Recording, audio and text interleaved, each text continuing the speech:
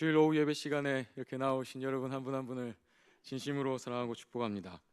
조금 전에 우리가 읽었던 시편 57편 말씀을 가지고 우리가 함께 나눌 설교의 제목은 내가 만민 중에서입니다. 내가 만민 중에서입니다.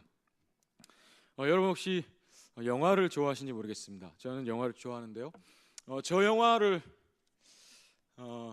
아실런지 모르겠습니다. 2015년에 개봉했던 영화인데요. 1100만 명이 넘게 봤더라고요. 그리고 최근에 보니까 명절에 TV에서도 하는 걸 제가 본 적이 있는 것 같습니다. 아주 많이들 보신 영화입니다. 굉장히 유명한 대사도 있습니다. 뭐 어이가 없네, 뭐 이런 대사도 있고요. 예. 어이가 없네 이런 대사를 했던 그 배우가 조금 전에 보셨던 사진의 오른편에 있는 배우인데 유아인이라는 배우입니다. 예, 지금 보시는 화면 오른쪽. 놀라운 사실은 저 유아인 씨가 저보다 한 살이 많습니다. 예. 예. 네. 제가 예. 엄청난 사실입니다. 예. 예. 예. 영화의 내용을 잠깐 언급해 드리면 저도 아주 재밌게 본 영화입니다. 특수 강력 사건을 담당하는 광역 수사대, 아주 베테랑 수사관들로 구성된 수사대가 정말로 뭐 천상천하 유아독존처럼 살아가는 재벌 3세와의 어떤 그 싸움 이야기입니다. 이 재벌 3세가 신진그룹이라고 영화에 나오는데요. 극중에 우리나라 아주 굴지의 재벌 그룹의 3세인 이 유아인 씨가 이 신진그룹의 하청업체에서 일하는 그 대형 트럭 운전기사를 죽입니다. 그러니까 이 트럭 운전기사, 하청업체 트럭 운전기사가 몇 달 동안 급여를 받지를 못해요. 자기만이 아니고 모든 그 소속된 사람들이. 그래서 이 사람이 대표로 그 하청업체 대표를 찾아갑니다. 근데 하청업체에서는 그 우리 본사에서 신진그룹에서 돈을 주지 않는다라고 하니까 이 사람이 본사를 찾아갑니다. 찾아가서 이 조태호, 유아인 씨죠. 유아인 씨 조태호가 사정을 듣고 하청업체 대표를 부릅니다. 부르고 순전히 아주 사이코패스 같은 사람입니다. 아주 그냥 자기의 재미를 위해서 하청업체 대표하고 트럭 운전기사하고 싸우라고 합니다. 자기 앞에서. 그 싸우라고 해서 이 대표가 엄청 덩치가 큰 아주 싸움을 잘하게 생긴 사람이에요. 그 사람에게 트럭 운전기사가 일방적으로 얻어맞습니다. 근데 그 운전기사의 아들 앞에서 그렇게 얻어맞아요. 그러고는 치료비라고 하면서 몇백만 원을 수표를 던져줍니다. 아주 치욕스럽죠. 그래서 아들을 먼저 내려보내고 이 운전기사가 도저히 안 되겠다 해서 다시 조태호를 찾아갑니다. 근데 조태호가 그 운전기사를 죽게 만듭니다. 그러고는 이 사람이 투신 자살을 했다고 거짓으로 병원에서도 그렇게 이야기하게 하고 언론에도 그렇게 흘려버립니다. 그 재벌 3세가 언론도 마음대로 할 수 있고 법도 마음대로 할 수 있는 그 사람이 마음먹고 해버리니까 그냥 모든 세상은 다 그 신진그룹의 그 회사 건물에서 어떤 운전기사가 투신 자살을 했구나 이러고 이제 끝이 나버립니다. 그런데 평소에 이 조태호 씨를 수상하게 생각했던 그 황정민 씨, 서도철이라는 이름으로 나오는데 이 서도철이 그 광역수사대의 형사가 이거 분명히 뭔가 있다 냄새를 맡고 수사를 시작합니다. 근데 알아보니까 이렇거든요. 그래서 이 조태호를 안 되겠다. 내가 정말 우리가 수사를 해야겠다. 수사를 시작합니다. 근데 사실 이건 진짜 말도 안 되는 싸움입니다. 아까 말씀드린 대로 언론도 마음대로 주무를 수 있고 법도 마음대로 주무를 수 있고 그리고 실제로 이 광역수사대 주변의 다른 동료 경찰들도 다 돈으로 매수해버려서 아예 수사도 진행이 되지 못하게 만들어버리고 심지어 이 경찰청장까지도 돈으로 매수해서 청장이 직접 불러가지고 그거 더 이상 조사하지 마라 뭐 이렇게 만들어버립니다. 도저히 이 싸움이 이루어질 수가 없어요. 그런데 이 서도철 그리고 광역수사대는 수사를 끝까지 포기하지 않습니다. 목숨의 위협을 받으면서도 도저히 이길 수 없는 싸움인데 끝까지 싸워갑니다. 오로지 하나, 정의는 승리한다. 이거 하나 가지고 싸웁니다. 그리고 마침내 결국에는 이 조태호를 유아인을 잡아들입니다. 벌을 받게 합니다.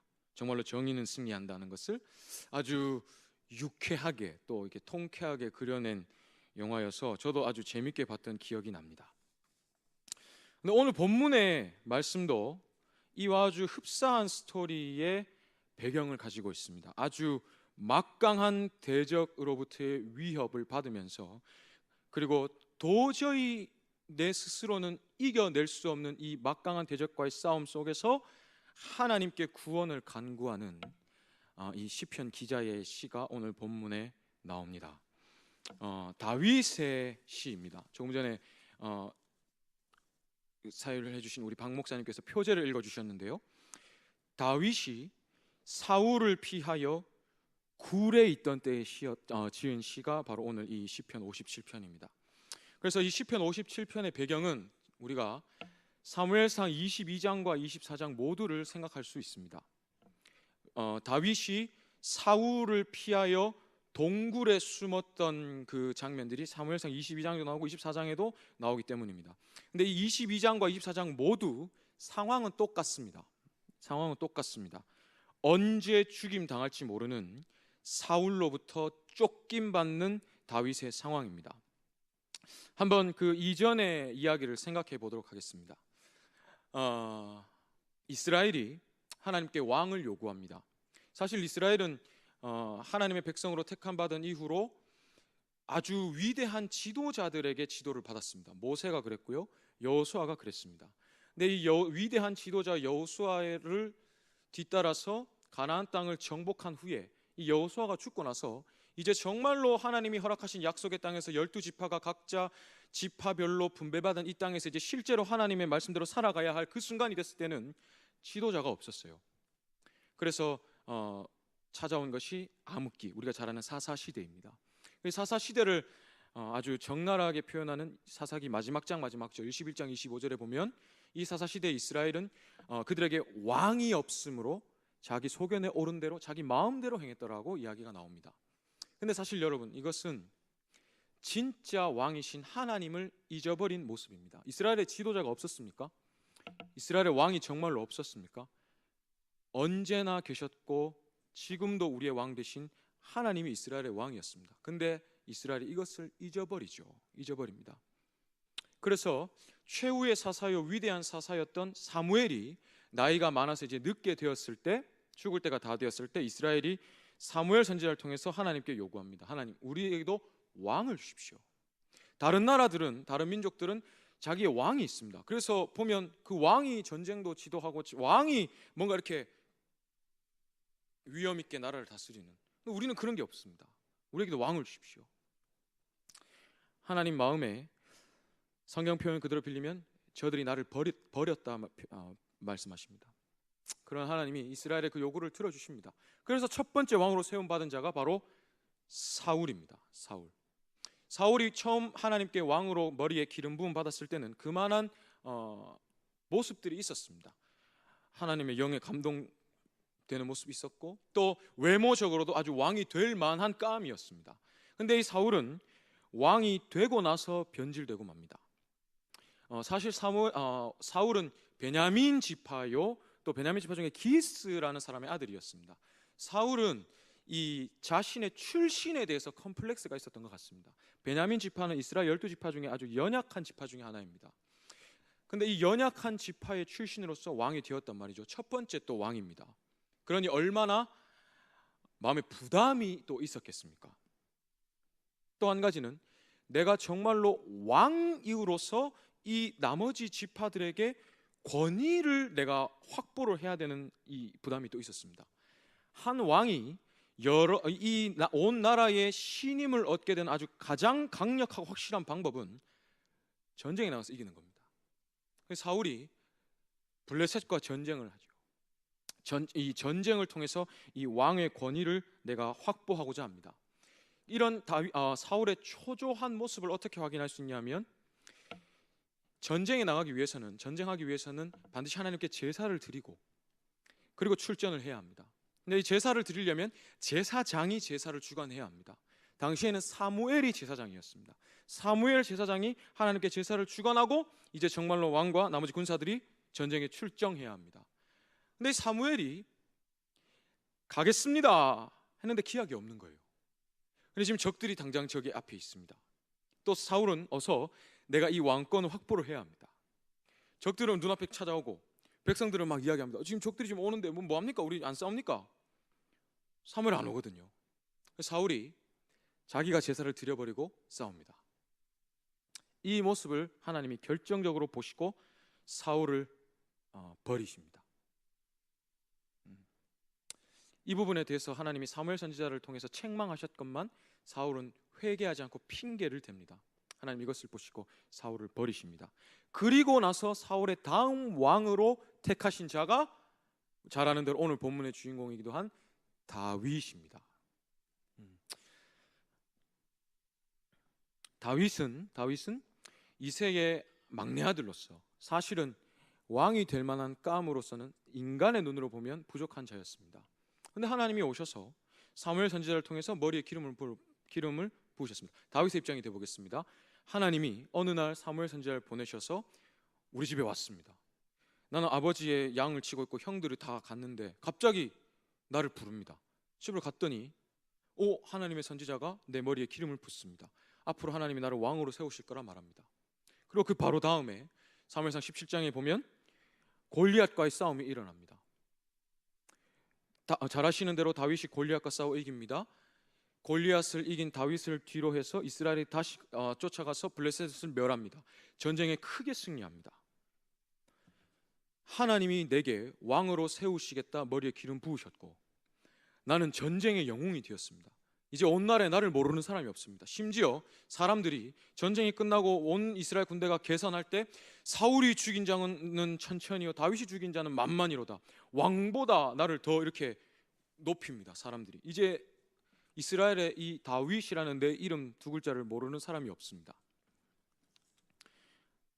이 골리앗을 이긴 또 공로로 왕의 딸을 내 아내로 맞이하게 됩니다. 사울이 자기의 딸 미가를 상으로 걸렸지 않습니까? 그래서 이 다윗이 공주를 아내로 맞아들입니다. 왕의 사위가 됩니다. 또 다윗은 잘 아시는 대로 사울 왕의 아들이었던 요나단과 절친한 친구입니다. 하나님이 내게 왕으로 세우겠다 머리 기름 부으셨습니다. 국민적인 영웅이 되었습니다. 왕의 사위입니다. 왕의 아들과 절친입니다. 이제 내게는 탄탄대로만 열려야 할 것 같습니다. 누가 나를 뭘 할 수 있겠습니까? 근데 그 순간부터 다윗의 인생은 철저하게 비탈길로 내려갑니다. 다윗이 골리앗과 싸워 이겼을 때의 나이를 아무리 많게 쳐줘도 10대 초중반으로 봅니다.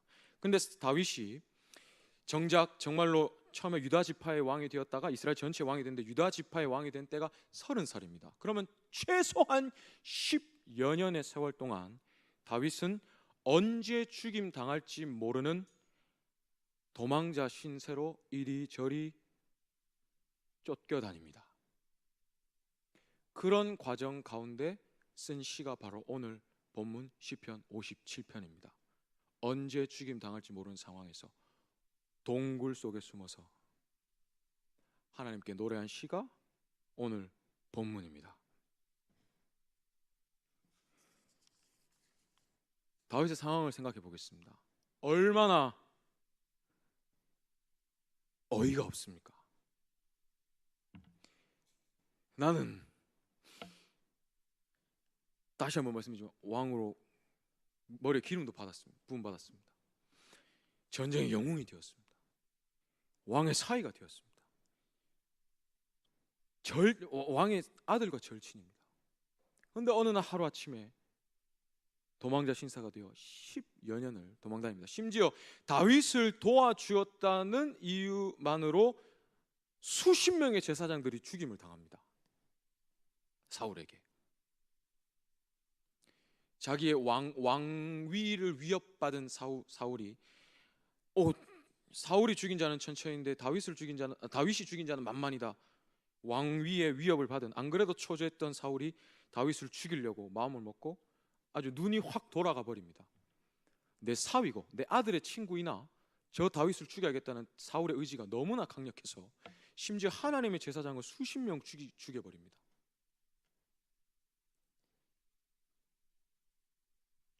사울은 한 나라의 왕입니다. 군대를 내 마음대로 할 수 있습니다.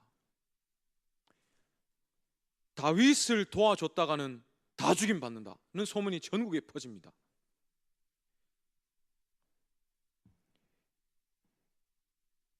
얼마나 비참합니까? 내 힘으로는 어찌할 방도가 없습니다. 그런 상황에서 다윗이 오늘 본문에 이렇게 노래합니다. 본문 1절을 한번 함께 읽어보겠습니다. 시작. 하나님이여 내게 은혜를 베푸소서. 내게 은혜를 베푸소서. 내 영혼이 주께로 피하되 주의 날개 그늘 아래에서 이 재앙들이 지나기까지 피하리이다. 하나님을 찾습니다. 하나님, 내게 은혜를 베푸소서. 내게 은혜를 베푸소서. 내 영혼이 주께로 피하는데 주의 날개 그늘 아래 피하나이다.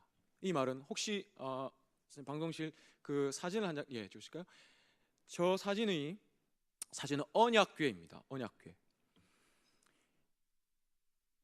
너는 내 백성이 되고 나는 너희 하나님이 되리니, 하나님과 하나님의 백성 이스라엘 간에 그 언약 관계를 상징하는 언약궤입니다. 저 안에는 하나님이 모세를 통해서 이스라엘에게 명령하실 때 그 기록하셨던 두 개의 돌판이 있고요. 또 하나님이 광야 생활 가운데 이스라엘을 먹이셨던 만나라는 음식을 담은 금 항아리가 있고요.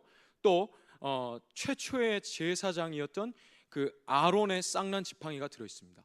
저 언약궤 자체가 하나님과 이스라엘의 관계를 말하여 주는 하나님의 백성으로서 이스라엘의 정체성을 상징하고 이스라엘의 존재 이유를 나타냅니다. 근데 저 언약궤의 뚜껑을 우리가 속죄소라고 이야기합니다. 속죄소라고 하면 마치 어떤 장소의 이름 같은데 영어로 하면 어토먼트 커버라고 해서 뚜껑입니다. 속죄소. 근데 그 속죄소 위에 뭐가 있냐면 그룹 천사, 두 천사가 날개를 펴고 있습니다. 하나님의 날개 아래 언약 백성이 있습니다.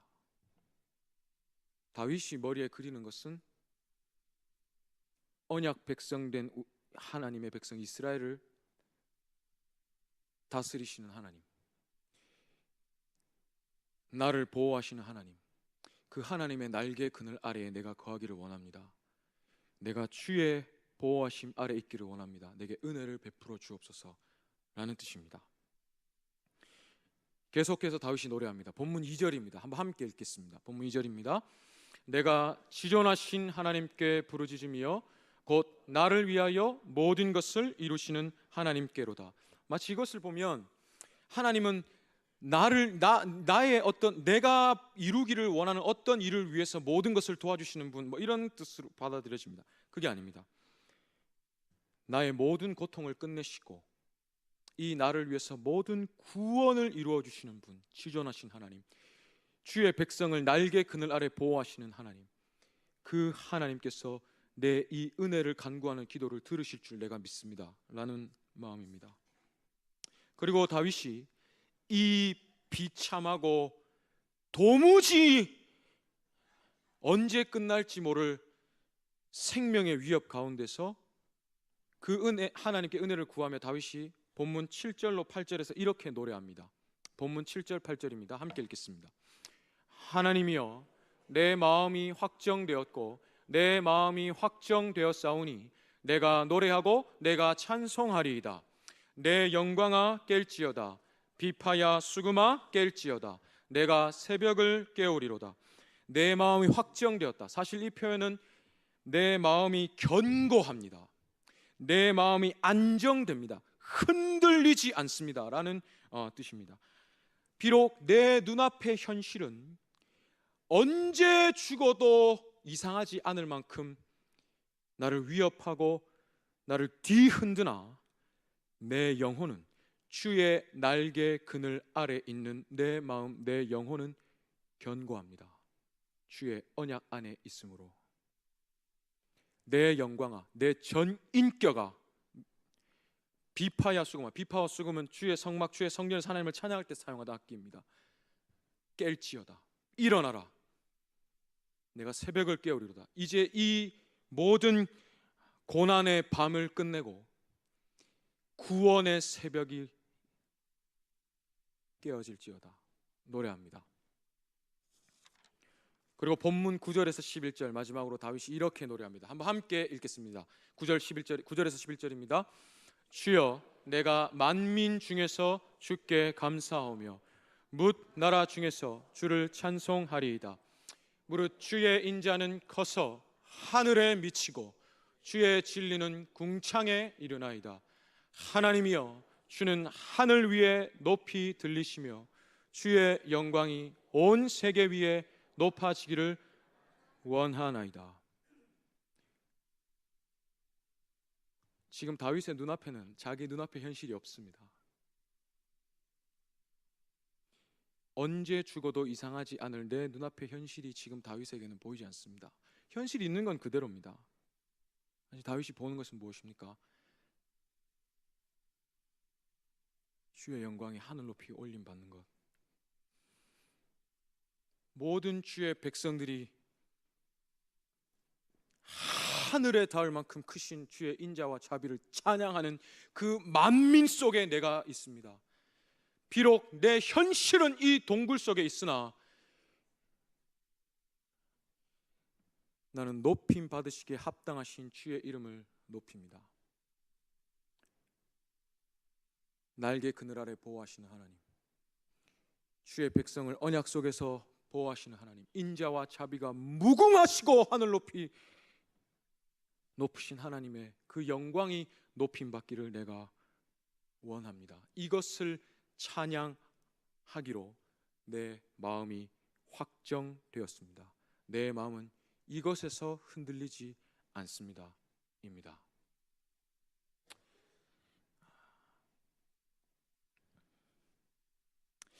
이 모습을 보면서 서두에 언급했던 베테랑이라는 영화의 한 대사가 제가 떠올랐습니다. 그 영화를 보면서 제 머리에 이렇게 쳤던 대사가 하나 있습니다. 아까 말씀드렸던 그 황정민, 서도철이라는 주인공이 도저히 이겨낼 수 없는 그 싸움을 계속해 나가는 가운데 이 조태호가 돈으로 그 주변의 모든 동료들도 다 매수해 버립니다. 심지어 그 서도철의 가족 부인까지도 돈으로 매수하려고 시도를 해 버립니다. 그 이미 돈으로 매수가 된 동료 경찰이 이 서도철이 수사를 더 이상 못하도록 방해를 하는데 이 서도철이 너 설마 조태호한테 돈 먹었냐? 알게 됩니다. 그러면서 이 서도철이, 황정민이 이런 대사를 합니다. 야, 우리가 돈이 없지, 죄송합니다, 우리가 가오가 없냐, 이런 말을 합니다. 쪽팔린다 이 말입니다. 야, 우리가 아무리 없이 살고 아무리 우리가 힘이 없어도 우리가 돈이 없지, 우리가 가오가 없냐 하면서 돈으로 이 또 자기를 매수하려는 동료 경찰을 뿌리칩니다.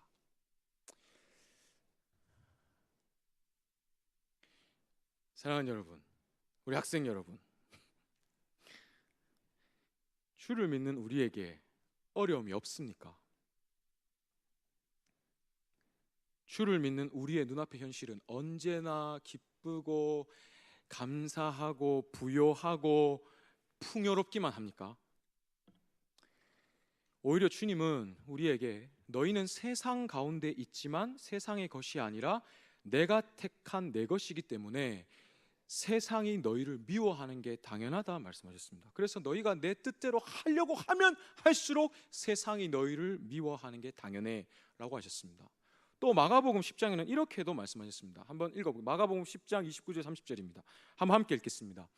예수께서 이르시되 내가 진실로 너희에게 이르노니 나와 복음을 위하여 집이나 형제나 자매나 어머니나 아버지나 자식이나 전토를 벌인 자는 현세에 있어 집과 형제와 자매와 어머니와 자식과 전토를 100배나 받되 박해를 겸하여 받고 내세의 영생을 받지 못할 자가 없느니라 하셨습니다. 현세에도 내가 또 복을 줘. 그러나 마땅히 박해도 겸하여 받게 될 거야 하셨습니다. 주를 위하여 살려고 하면 할수록, 주의 말씀대로 살려고 하면 할수록 눈앞의 현실 속에 어려움이 찾아오는 것이 당연합니다.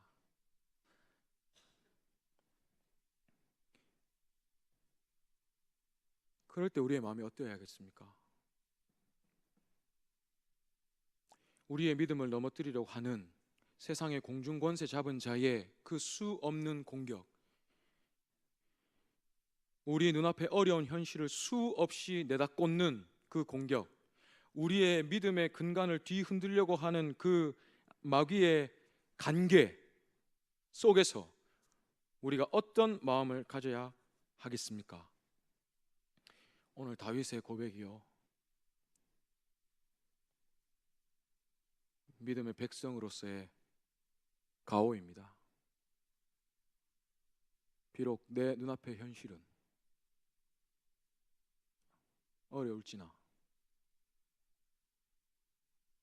내가 하나님의 백성의 가오가 있지.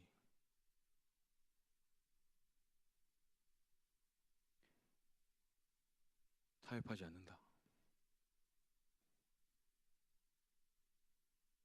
나를 위하여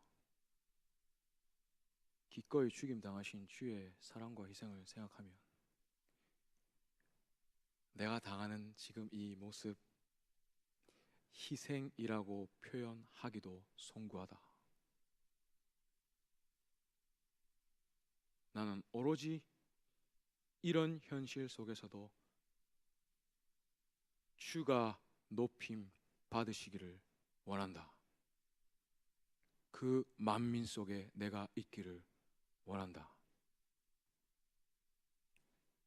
어떠한 위치, 어떠한 순간, 어떠한 조건, 어떠한 상황 속에서도 우리 주 하나님 만군의 여호와가 받으셔야 할 영광은 동일하기에 나는 이런 현실 앞에서도 주 하나님 높아지시기를 소원한다.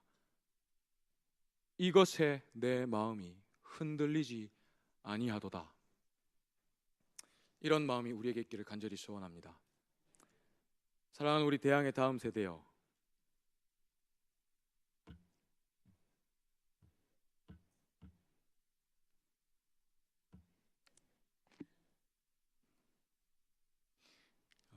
강사님 지금 설교 시간이 약 30분 안 됐어요.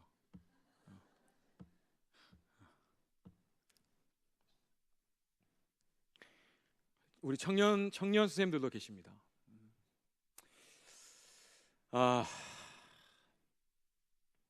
저 또한 젊은 세대 한 사람으로서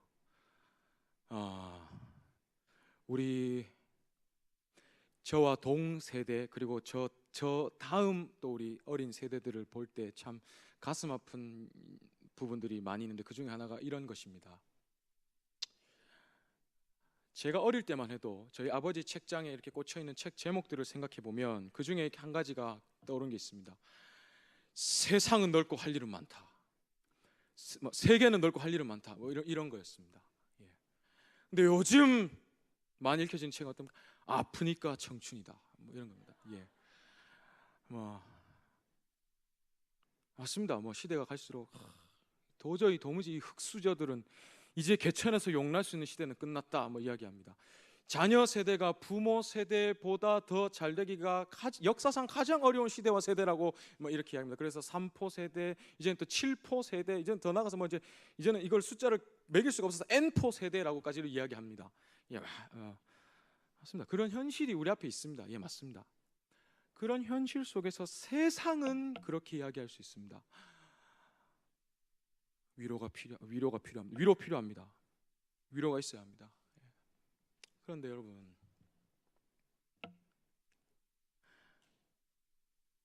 하나님의 백성의 가오가 떨어지면 안 됩니다.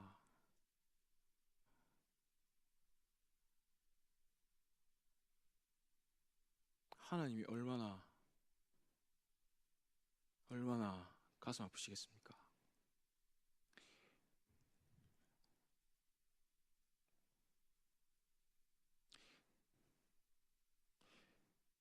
계속 이렇게 소거를 사용해서 죄송합니다. 이렇게 그 의미를 좀 임팩트 있게 전하기 위해서 계속 사용하겠습니다. 다윗은 하나님의 백성의 가오, 하나님의 영광을 언제나 기억하는 사람이었습니다. 골리앗 한번 생각해 보겠습니다. 골리앗은 자기 덩치 믿고 큰 소리 쳤습니다. 그죠? 근데 자기 덩치 믿고 큰 소리 치는 골리앗이나 그 덩치 없다고 쫄아 있는 하나님의 백성의 모습이나 다를 게 없습니다. 하나님의 마음을 더 아프게 한 사람은 누구였을까요? 골리앗이었겠습니까?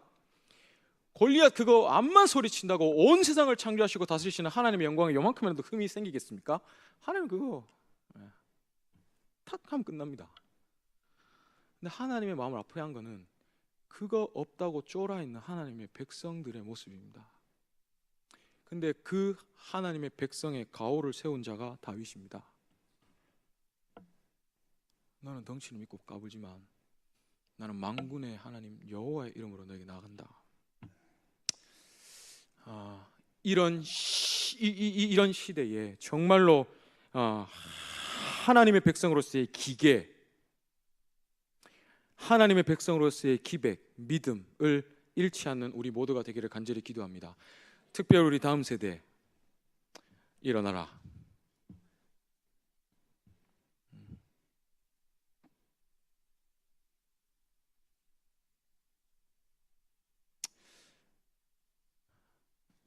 많이 기도해 주십시오.